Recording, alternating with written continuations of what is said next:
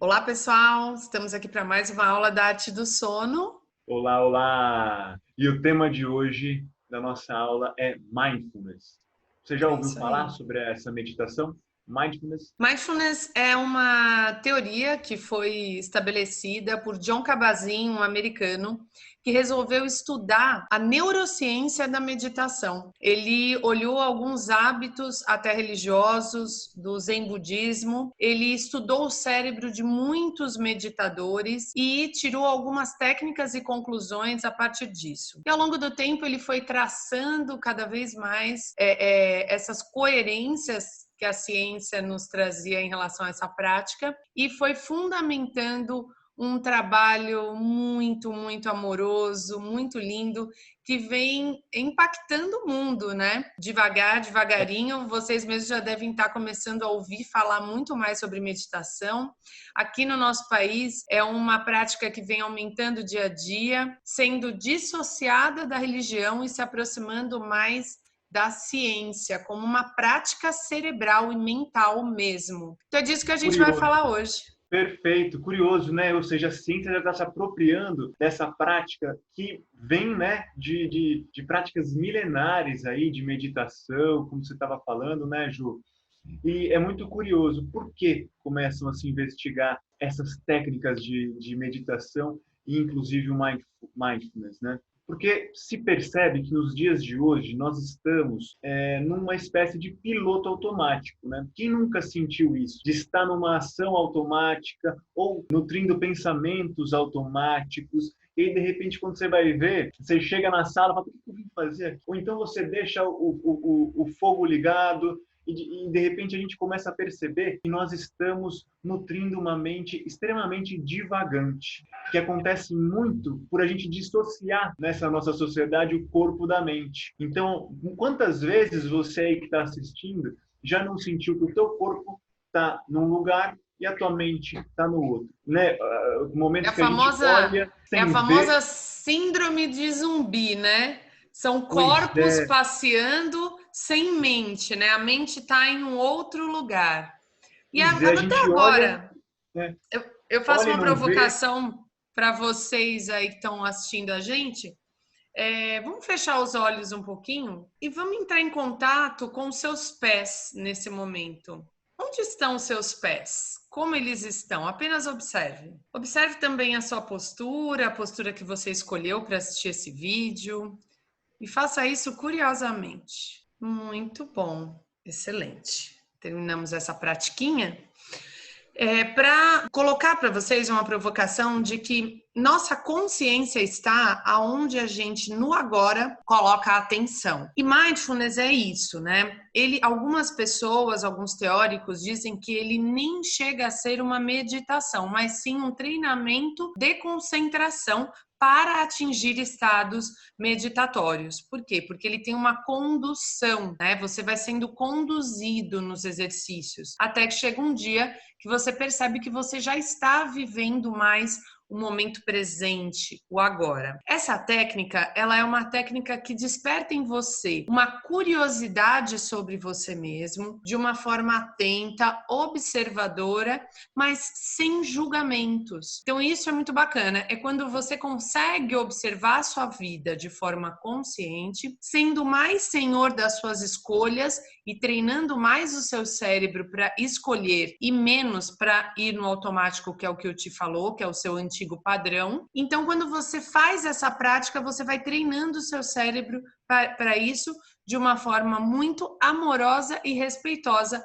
consigo mesmo. É lindo, é muito forte essa técnica. E por que é tão importante a gente falar disso hoje, né, Ju? Imagino que por conta da diversidade e a quantidade enorme de estímulos que nós temos envolvimento no nosso dia a dia. Então, é uma mensagem que chega. Quanto tempo a gente consegue ficar sem checar o telefone o tempo inteiro? Nós temos uma capacidade incrível, nosso cérebro, de atenção, como você falou, né, Ju? A nossa energia está aonde flui a nossa atenção. E percebe que quando a gente não tem foco, a nossa atenção, os cientistas chamam de atenção parcial. Você está sempre picotando a sua atenção e você volta a retomar o raciocínio. E essa volta para retomar o raciocínio que você estava fazendo uma tarefa, quando você é interrompido, ela gasta muita energia. Então, no final do dia, muitas vezes, sem fazer nenhuma atividade física necessariamente, você está esgotado mentalmente. Por quê? Porque o teu foco foi interrompido milhares de vezes por coisas que o nosso cérebro às vezes projeta. As redes sociais, muitas vezes, funcionam como aquele sistema de recompensa que a gente falou em algumas aulas anteriores. Então, a gente tem necessidade a gente cria necessidades de saber o que está acontecendo e, de repente, uma atenção que a gente estava dando para uma tarefa que a gente considera super importante é entrecortada. E isso faz com que nós gastemos mais energia do que precisamos. Sabe, Ti, tem uma fala que eu gosto muito, que é de um neurocirurgião, Dr. Fernando Gomes, que ele diz o seguinte, que o cérebro é um órgão muito caro. Né? Por que caro? Porque ele gasta muita energia. E é isso que você está falando. Se a gente não souber programar esse cérebro, se a gente não souber observar esse cérebro, porque às vezes a gente percebe, quando a gente começa a praticar mindfulness mais ainda, que a gente tá vivendo em looping de pensamentos. O pensamento vai e volta, e quando você vê, você não está criando nada novo, nenhuma situação, nenhum pensamento próspero. Você está revisitando a mesma fala, às vezes, do que você viveu, do passado, ou você fica criando situações e diálogos do futuro, vai se encontrar com alguém, ou você tem uma reunião, você fica lá falando, só que a partir disso é uma energia gasta muito grande, e você não percebe que você está refazendo funções, ou muitas vezes nem tem necessidade de estar pensando naquilo, porque não vai mudar nada. Então, ao invés de você colocar atenção no agora, no momento presente, na sua ação, você fica despendendo energia vital, essa que é tão poderosa e que pode fazer com que a gente tenha mais energia para coisas que são essenciais, como ficar com os nossos filhos, fazer uma prática esportiva ou de atividade física, ou fazer uma arte, fazer um curso, enfim. Você pode ter energia vital sobrando para fazer o que você quiser. Só que ao invés disso, você fica pensando, vagando, não chega a lugar nenhum e só fica exausto, né? A gente escuta muito sobre isso, né? Isso é extremamente normal, né, Ju? A gente tende a pensar demais. A gente tem uma estrutura cerebral que nos diferencia dos outros seres, né? Nós, como seres humanos, temos o córtex pré-frontal. Ele funciona como um simulador de experiência, né, Ju? Então, depois até quero que você conte a história da zebra. Mas olha só, ele foi muito importante e ainda é para a gente criar situações para se proteger de uma certa forma. E ele economiza tempo, ele simula uma situação e faz a gente se preparar antes. Só que o que acontece nos dias de hoje? A gente se prepara demais para situações e vive num mundo muito simulado, né, por esse córtex pré-frontal, que é o nosso simulador de experiência. Então, a gente está simulando muito, criando realidades que ainda não existem, que às vezes são muito piores na nossa cabeça do que realmente é. Né, Ju? Acho que a história da zebra é sensacional. É bárbara, né? Então, a zebra tá lá pastando, né? Tem arvorezinha, aquele cenário clássico lá da savana. Quando ela olha para o lado, ela vê um leopardo correndo, papá, para cima dela. E quando ela percebe, ela entra no sistema de luta e fuga, as amígdalas, né, lá do cérebro dela entram em alerta, as pupilas dilatam, a respiração acelera, os músculos enchem de sangue e ela sai correndo. No que ela sai correndo para fugir do leopardo, desloca para um lado, desloca para o outro, né? Aquele pega-pega e tal. E aí ela vai para um lado e ele desiste e vai para o outro lado. A gente já viu um pouco dessa cena lá no Animal Planet, enfim. E aí ela volta para o lugar onde ela estava, ela volta para pastar. Aí ela tá lá pastando de volta. Vocês acham que passa na mente dela? E se ele tivesse pego? E se ele voltar? E se ele tivesse pego o meu filhinho que tá lá na minha casinha? E se passa isso, né? A zebra não vive isso. Ela vive o estresse do momento. Ela vive aquele medo do momento. Ela não fica... necessário, porque salva a vida dela, né? Mas e é isso que salva a vida dela. E tá certíssimo. Ela precisa desse estresse para se salvar. Só que ela não fica levando esse problema para depois. E nós, seres humanos, a gente transpondo isso, né? O que é a nossa capacidade de gerar aí uma cena, como o Ti falou, né? Uma simulação. O que a gente tem a capacidade de fazer? A gente está lá no carro, né? A gente assistiu lá o Jornal da TV, falando que nos bairros estão tendo sequestro relâmpago nos carros. E aí você ficou lá aguardando uma pessoa na rua, dentro do seu carro, passa uma pessoa e sem querer esbarra no carro pertinho. Seu coração dispara, sua pupila dilata, você já fica pronto para luta ou fuga, lutar ou fugir. E aí, quando você olha o seu coração disparado, o que vem na sua cabeça? Será que é um sequestrador? E se ele me pegar? E aí o cara passou, não era nada. E o estresse continua com você. E se fosse? É um estresse que a gente continua nutrindo, carregando, e que atrapalha demais o nosso sistema. E a gente fica reproduzindo de... isso em comentários, inclusive, né? Então a gente conta para as pessoas, isso volta à nossa mente mais vezes, a gente revive esse medo. Quando alguém fala assim pra gente, então, porque como que tá o seu bairro? Você relembra e vive todo o medo que você passa. Enfim, então a gente tem essa capacidade que nos ajuda em muitos momentos, mas que hoje ela tem sido estimulada de forma exacerbada por conta do hiperestímulo de informações. Nós estamos na era da informação, que é uma era linda, nós criamos uma mas que traz um super problema, né? Total, uma perda de foco, que tem um grande dispêndio de energia. Eu gosto de chamar isso de o desmancha tijolo, porque você está lá focado em alguma coisa, colocando seu tijolinho atrás de tijolinho, formando ali uma base para entender algum raciocínio que você está tendo, e de repente você vem com você perde esse foco para retomar esse tijolo. Não necessariamente você vai conseguir retomar essa conexão neural que você estava ali tomado por por um outro estímulo. Então a gente perde a nossa atenção e a nossa mente divaga bastante. E o problema disso, né, Ju, é que até tem um artigo na revista Science. O nome do próprio artigo é o seguinte: a mente divagante é uma mente infeliz. Por que eles fizeram esse estudo e eles chegaram à conclusão que em 60% do tempo que a mente divaga, as pessoas estavam infelizes. Por mais que estivessem pensando em alguma coisa boa, ou pensando, enfim, elas estavam 60% do tempo infelizes, com a mente ou no futuro, é muito interessante, ou no passado. Sobre isso, me vem duas coisas, penso em duas coisas. Primeiro que eu já li uma questão muito interessante, que era assim, vamos falar da nossa infância, tá? Ou na infância dos nossos pais. Vamos sair de férias? Vamos.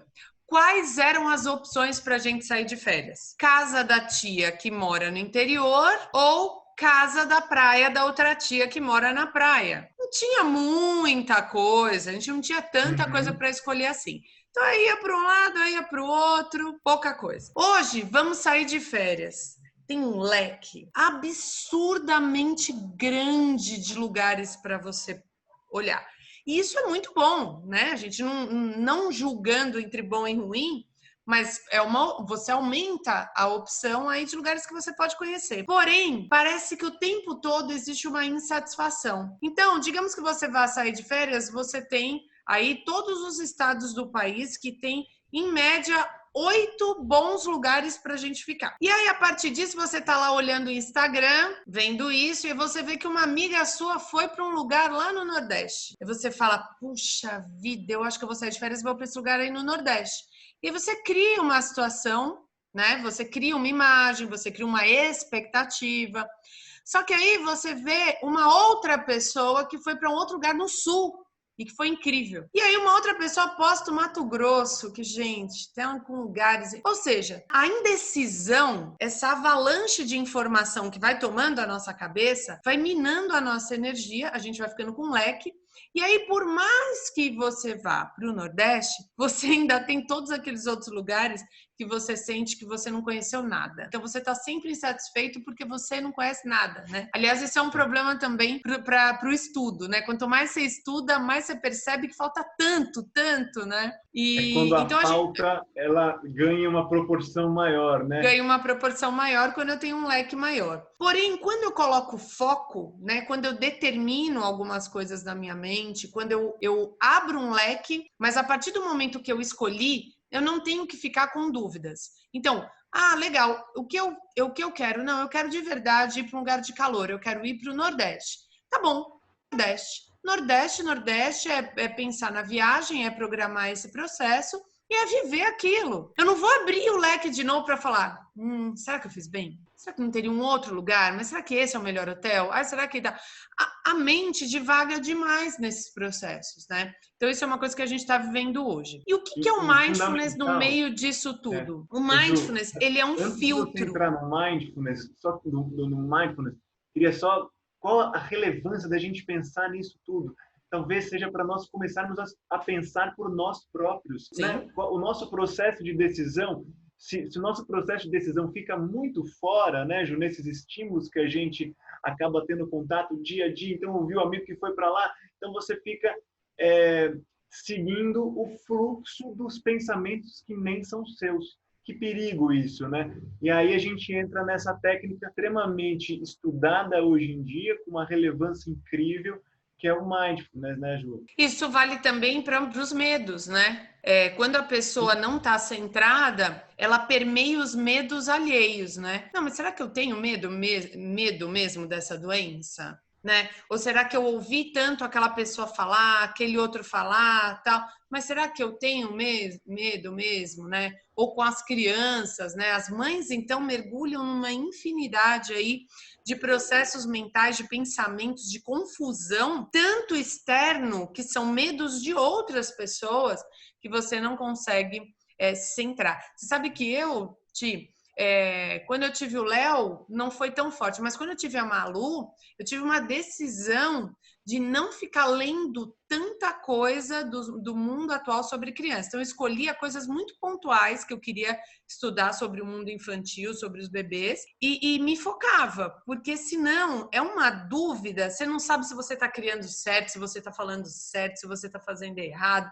A criança. Então, é tão confuso isso e gera infelicidade, angústia, insatisfação, medo, sofrimento. E o mindfulness é exatamente isso, é essa peneira. Eu peneiro tudo e percebo qual a minha sensação, o que eu sinto nesse momento, o que eu percebo, o que eu consigo captar do agora. Porque assim, independente do que eu leia, por exemplo, com os meus filhos, eu posso escutá-los. Eu posso ouvir muito mais e sentir, e olho no olho, e percepção, e cheiro, e será mesmo, né, que eu preciso entrar numa vibe externa? Será que a conexão com eles não é algo tão mais importante? Olhá-lo nos olhos, no agora e viver com eles, né? Tudo isso. Então, por Claro. isso que eu chamo de filtro, né? É quando você pode até abrir um leque de possibilidades de vida, mas você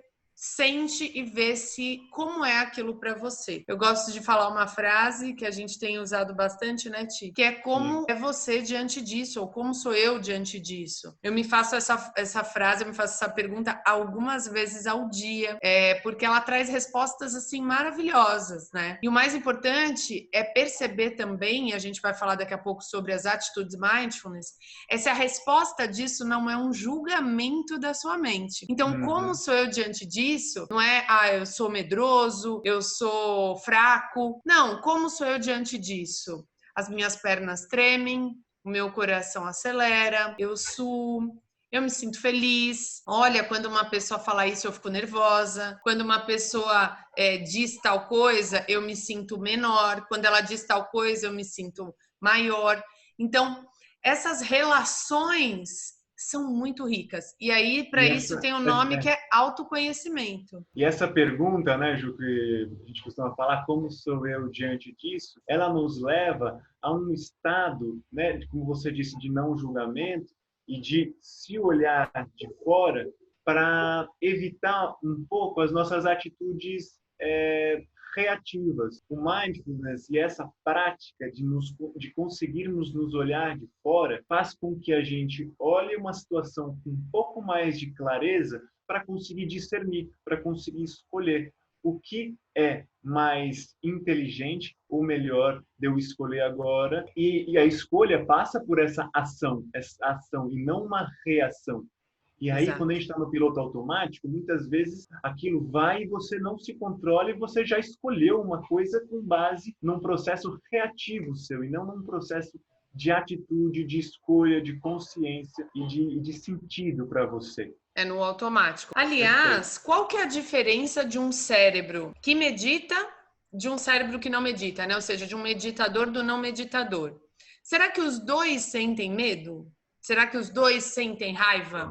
Será que a pessoa que medita, ela se irrita? Certamente. Se irrita, sente raiva e sente medo. A diferença de um e de outro é o ato de reagir, exatamente o que o Ti estava explicando. Então, o meditador, ele não reage, ele observa e então ele age. É um lapso de segundo que é uma escolha. Então, se alguém me xingou no trânsito, o meditador, né, eu não vou rotular, mas assim, só para explicar para vocês, o meditador é aquela pessoa que na hora que vem a raiva, ele fala, putz, não vai valer a pena, sabe? Eu nem sei o que aconteceu com essa pessoa hoje para ela estar me xingando, né? Vai que foi pior o dia dela do que o meu tá tudo bem, não quero piorar. Então vai com Deus. Então, esse é o meditador. Não que ele não tenha sentido vontade de xingar a pessoa. E lembrando que é um exercício, né, Ju? Não é um estado de espírito que a pessoa baixa. Não, é um exercício diário de consciência. Não é linear, não é um lugar linear para sempre.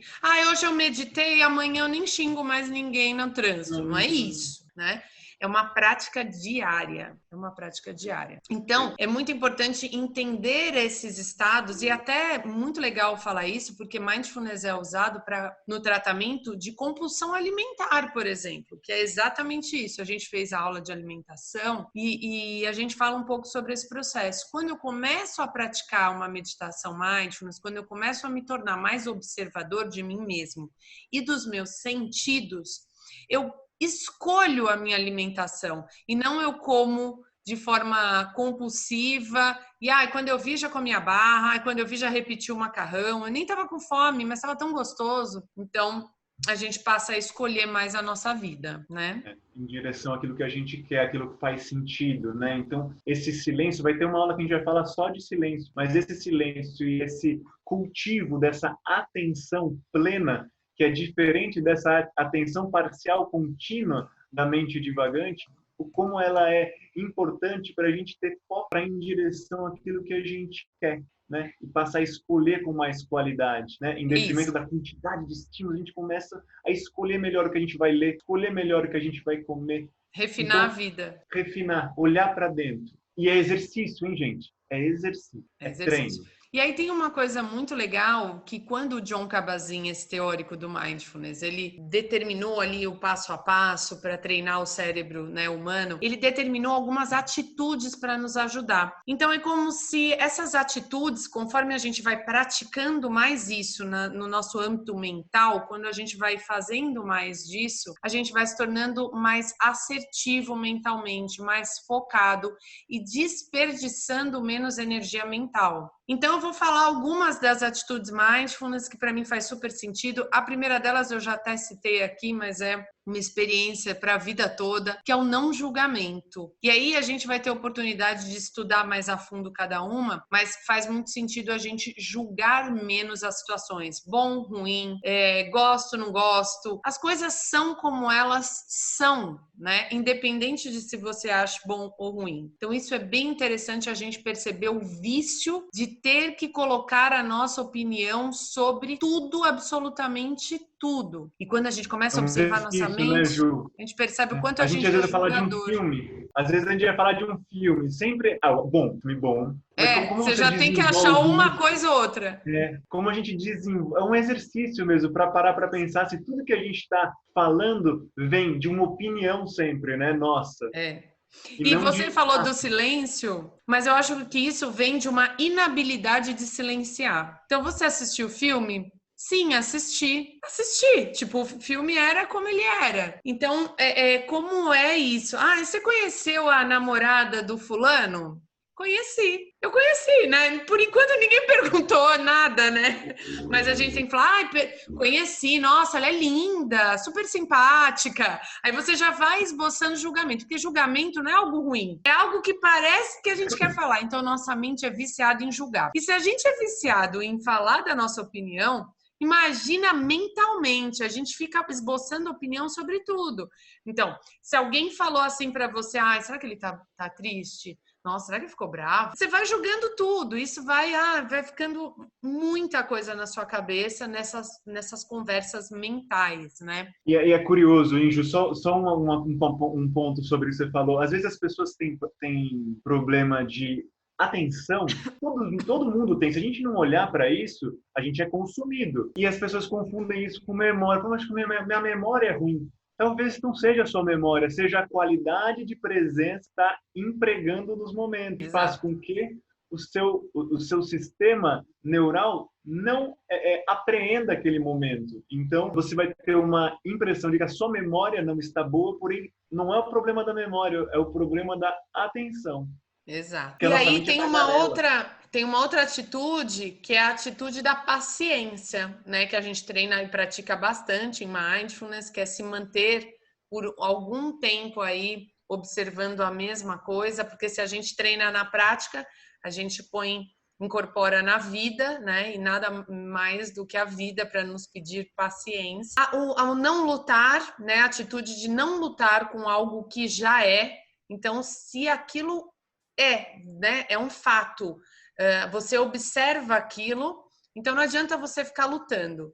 E o mais importante é a aceitação desse fato, né? Então, a gente aceitar algo que existe na nossa vida e que né, você percebe aquilo, é muito importante, porque muitas vezes a ansiedade vem, por exemplo, do ato de você não aceitar o que você está vivendo e você fica o tempo inteiro tentando sair do momento presente. É uma fuga do momento presente por não aceitar aquilo. Isso é bem forte e bem comum.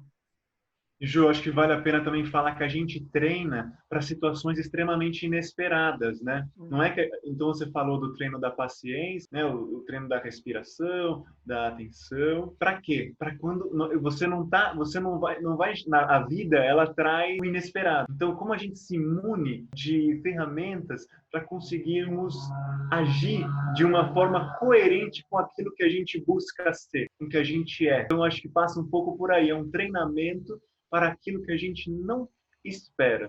Eu acho que isso que você está falando tem bastante a ver com o não controle. Então, a gente vive numa sociedade que todo mundo quer controlar, né? Quer controlar tudo.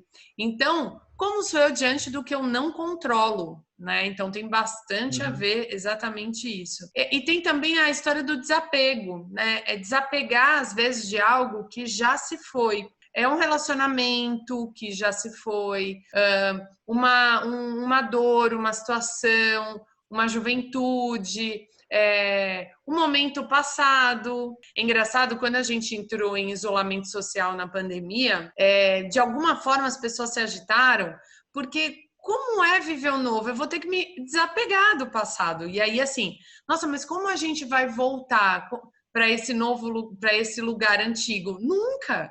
Se desapega, porque assim, muita coisa vai ter que mudar nesse novo momento, né? Os escritórios vão ter que mudar. Isso estressa o cérebro, né? Quando a gente não sabe exatamente onde vai estar, cria uma ansiedade, cria um estresse, porque a gente gosta daquilo que a gente já faz, né?